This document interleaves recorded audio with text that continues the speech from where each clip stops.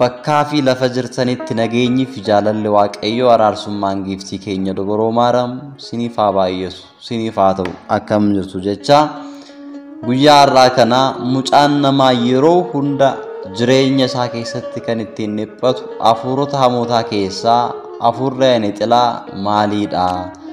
Amalli nama hafuura ani xilaadhaan qabame agarsiisu immoo amaloota akkamiiti? Jireenya gaa'ilaa fi jireenya jaalalaa gidduutti hafuurri ani xilaa miidhaa maalii gaggeessa kan jedhuu fi namoonni hafuura ani xilaa kanaan qabaman furmaanni isaanii maal ta'uu qaba?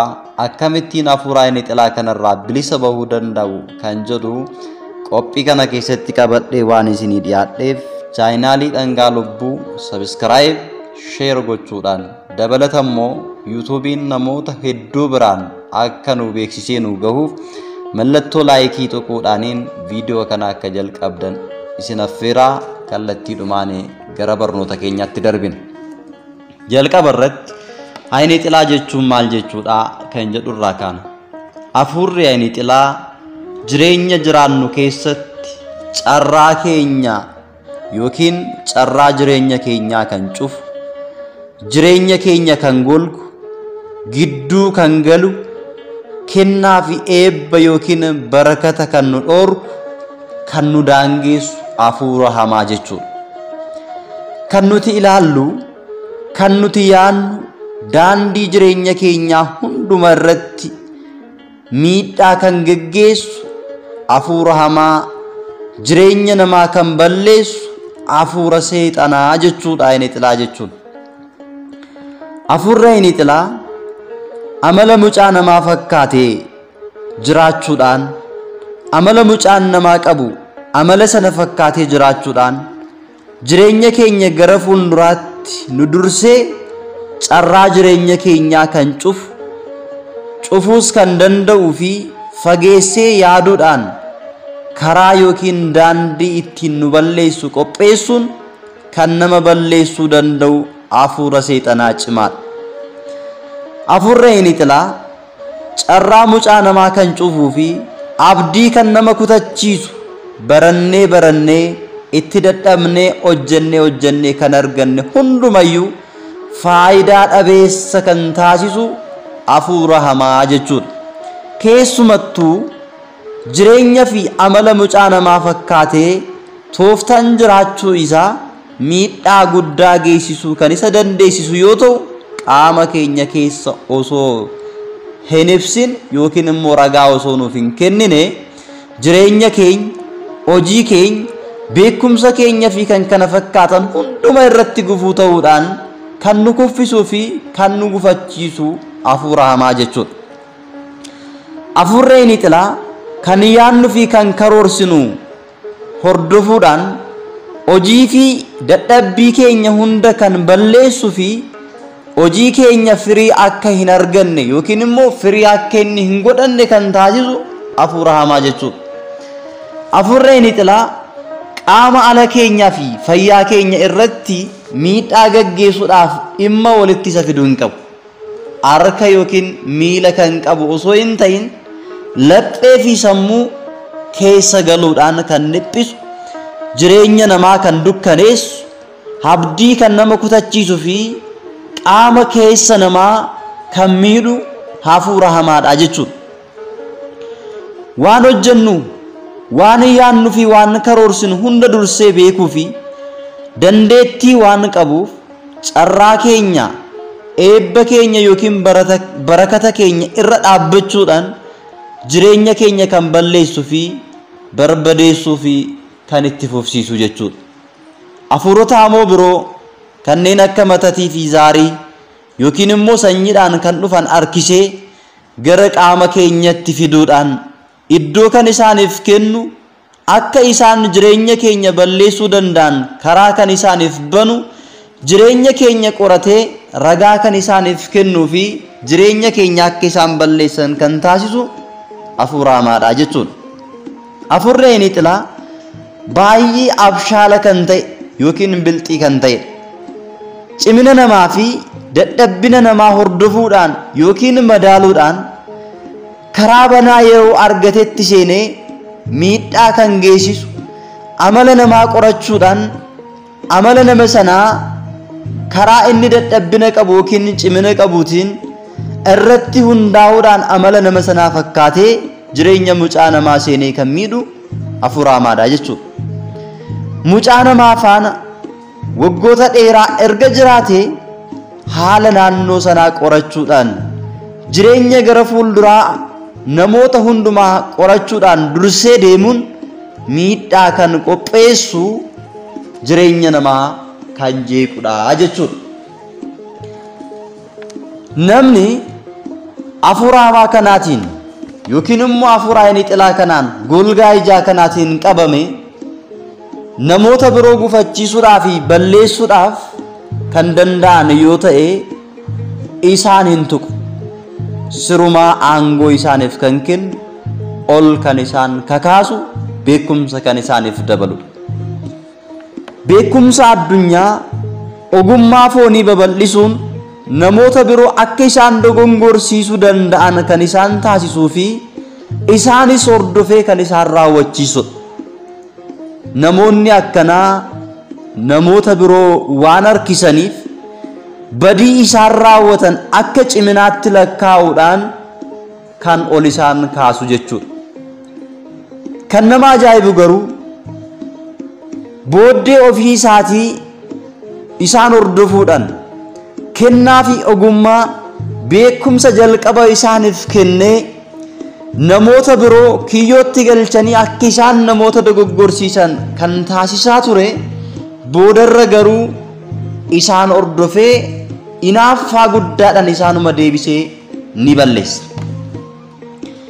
Kan biraa immoo hafuurri inni xilaa namoota inni xilaadhaan qabaman irra dhaabbatee namoota gaarii fi seenaan isaanii gaarii ta'an maqaa gaarii kan qaban seenaa isaanii fi maqaa isaanii balleessuu danda'uu isaati.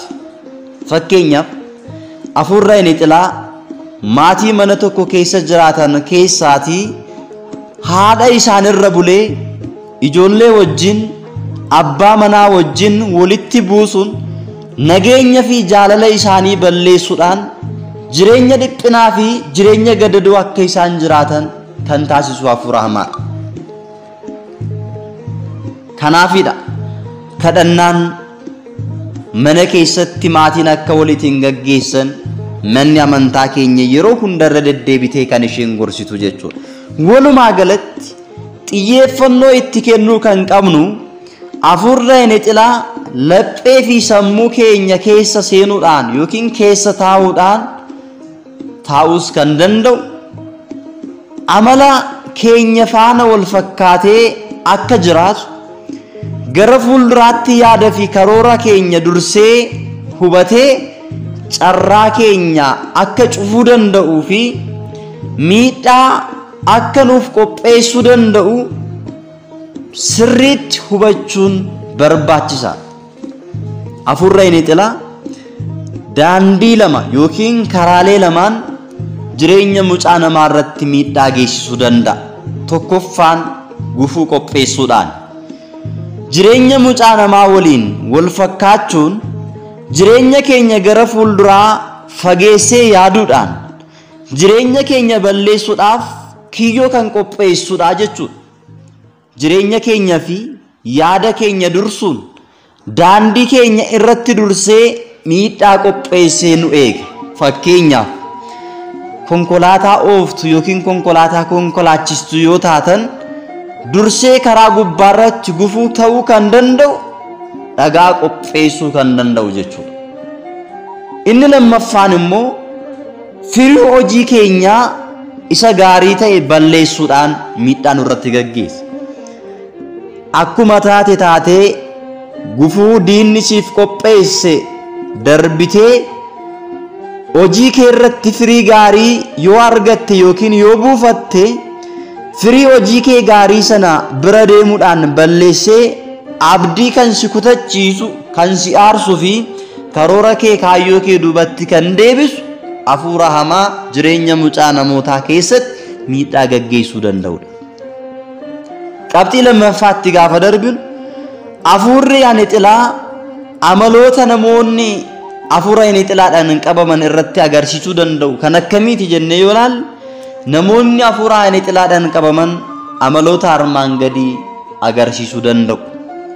Hojii fi barumsa hunda irraa buluun kan argatte yookiin immoo dhamaatee kan argatte eebba yookiin barakata yookiin firii kee yeroo badu daandii ittiin bu'aa argachuu dandeessu sababii tokko malee yeroo cufamu bara hedduudhaaf dhamaatee kan hojjette isa argatte deebitee yemmuu dhabdu rakkataa ta'uudhaan yeroo ati dhiphattu jireenyi kee yeroo sitti ulfaatu tasa kufuu dhiphachuun dhaabbitti ofiin haasa'uun yemmuu sitti dhufu yeroo tokko immoo maalan ta'e jechuudhaan yemmuu mataa kee deebitee of gaafattu fakkeenyaaf barataa cimaan barnoonni harkaa badee walitti jalaatii bu'ee barataa cimaa kan jedhame yemmuu abdii dhabee firii gaarii dhabee abdiitti kutatu yeroo ofiif intarneetii yookiin sooshaal miidiyaa wajjiniin wal qabsiisuudhaan yeroo ofii bakka hin taanetti yemmuu dabarsitu walitti fufiinsaan abjuun halkaniin yemmuu si rakkisu keessumattuu mana amantaa deemuudhaaf yeroo ati karoorsitu bitaa kan sitti galu sammuun namaatti wanti ulfaatu hundi sitti ulfaatee kan si dhiphisu yaadan bittinnaa'u keessi kee abdii kutachuun yemmuu sitti dhufu waan badaa yemmuu yaaddu qarshii hojjettee dadhabde argite faayidaa malee yemmuu balleessitu yemmuu mancaastu anga ofii kee deebitee taazabdutti anga geessutti humna yeroo kee fi qarshii kee yemmuu fixxu irriiba yemmuu dhabdu namoota naannoo kee jiranii fi namoota firoota kee fi olloota kee ta'an wajjin afaan tokko osoo dubbattu yeroo walii galuu dadhabduu fi kan kana fakkaatan yemmuu sirra ga'an amaloonni aynee xilaan agarsiisu keessaa namoonni aynee xilaadhaan qabaman amaloota akkanaa akka agarsiisuu danda'an yoo ofii kee sirratti mul'ate of argite namoota irratti immoo wantoonni akkanaa yemmuu mul'atan yoo argite amalli kun amala namni afuura aynee xilaan keessa jiru ta'uusaa hubachuun ni danda'ama jechuudha. Qabxii sadaffaa irratti miidhaa jaalalaa fi jireenya gaa'elaa keessatti aynee xilaan raawwatu waliin ilaalla. Jireenya gaa'elaa keessatti mul'ata gara fuulduraa ta'uu kan danda'u mana keessatti kadhannaa, soomii, gaabbii, sagannii fi fooniif dhiiga waaqayyoo fudhachuun hin jiru yoo ta'e afuurri aynee xilaa akka dukkanaatti namoota gaa'ela keessa jiraataniif jaalala keessa jiran irratti ni buufata. Dubartii irra akka abbaa manaatti dhufee abjuudhaan ishee ni dhiphisa. Abbaa manaas ta'ee ishee waliin ni jiraata. Fedhii foonis ishee faana raawwata. Faallaa kanaan immoo dhiira irra immoo bifa dubartii inni barbaaduun fakkaatee itti dhufee niitii ta'aaf. Saala jijjiiruudhaan afuura zaarii ta'ee itti fayyadama. Kana booda walitti naquudhaan gaa'ila tuffachiisuudhaan keessumattuu halkan abjuudhaan dhufee dhimmi isaan mudatu jireenya gaa'ilaa keessatti baay'ee waan isaan jeequuf keessa isaanii kan baay'ee isaan dhiphisus waan ta'eef walitti dhufeenya fi jireenya jaalalaa waan hir'isuuf jireenyi isaanii kantuu jalaa ta'a yookiin immoo jireenya isaanii kantuu jalaa taasisa. Ijoollee waaqayyoo jireenyi gaa'ilaa fi jireenyi jaalalaa karaa waaqayyoon kan hin jalqabamne yoo ta'e gatii yookiin faayidaa kan hin qabnedha. Keessumattuu hanga baduutti qoramuu danda'u. Abbootii fi haadhotiin keenya jireenya gaa'ilaa fi jaalalaa mi'ooftuu dabarsan nuti immoo jireenya akkasii dabarsuu fi argachuu hin dandeenye. Maaliif yoo jennu sababni isaa aynee xilaan jireenya mucaa namaa durseera. walitti dhufeenya keenya durs jaalala balleessuuf dursee walitti dhufeenya gaa'ilaa fi adeemsa jaalalaatiin durs adeemsa biyya lafaaf teekinooloojii irratti hidhuudhaan karaa jaalalaa fi adeemsa waaqayyo irraa addaan nama baasee karaa ofii isaatii irra namoonni akka deeman waan taasisuuf jechuudha. Kanaafuu furmaanni isaa maaliree kan jedhu waliin ilaaluun barbaachisaadha. Kabajamtootaaf jaalatamtoota ijoollee waaqayyo hafuura inni xilaan jireenya mucaa namaa irratti moo'ee haala kanaan kan nama rakkisuu fi mallattooleen jireenya mucaa namaa keessatti ni mul'atu yoo ta'e falli isaa yookiin furmaata ta'uu kan danda'u inni guddaan waaqayyotti laphee qulqulluudhaan amanuu, mana keenya keessatti iddoo kadhannaa qopheessuu, tsabalaa fi fannoo gooftaa qibaa quddusii fayyadamuu, kadhannaadhaan cimuu, sagaduu, xoomuu, yeroo hunda gaabbii galuu, fooniif dhiiga waaqayyoo fudhachuudhaan gaa'ila waaqayyoon eeyyameen murtaa'anii jiraachuun furmaata isa guddaa waan ta'eef hundi keessan dhimma kana irratti itti yaaddanii waaqayyoodhaaf laphee qulqulluudhaan bitamtanii jireenya gaa'ilaa eebbifamaa jiraachuudhaaf hafuura hamaa fi badaa kan ta'e hafuura inni xilaan mo'attanii jireenya eebbaa fi ijoolleen keessan eebbifamuu akka ta'aniif waaqayyotti amanuu fi kadhannaa fi sagadaan tsoomin cimnee dhaabbachuun barbaachisaa waan ta'eef isinis hiriyootaa fi firoottan keessan hundumaaf sheer gootanii namoonni hundumtuu amaloota hafuura hamoo kana keessaa ba'anii bilisa ba'uun waaqayyoon uumaa isaanii amananii akka jiraatan akka deeggartan isiniin jechaa qophii kiyya guyyaa irraa asuma irratti xumura. Waan na dhaggeeffattaniif guddaa galatoomaa. Waaqayyoon isin haa eebbisu. Namoota biroodhaaf immoo ni fayyada yoo jettan sheer gootanii laayik gochuudhaan akka tajaajila keenya deeggartan maqaa waaqayyootiin isin gaafadha. Viidiyoo biraadhaan hanga walitti deebinutti nagaan turaa. Wasbaata Lexaabeer.